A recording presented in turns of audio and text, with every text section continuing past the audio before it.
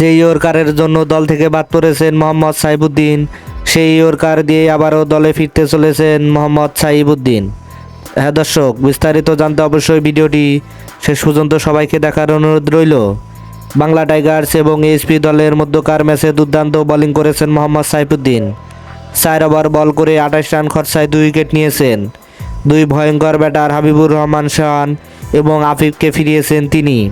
তাদের দুজনকেই মারকুটে ইয়র্কার দিয়ে আউট করেছেন তিনি।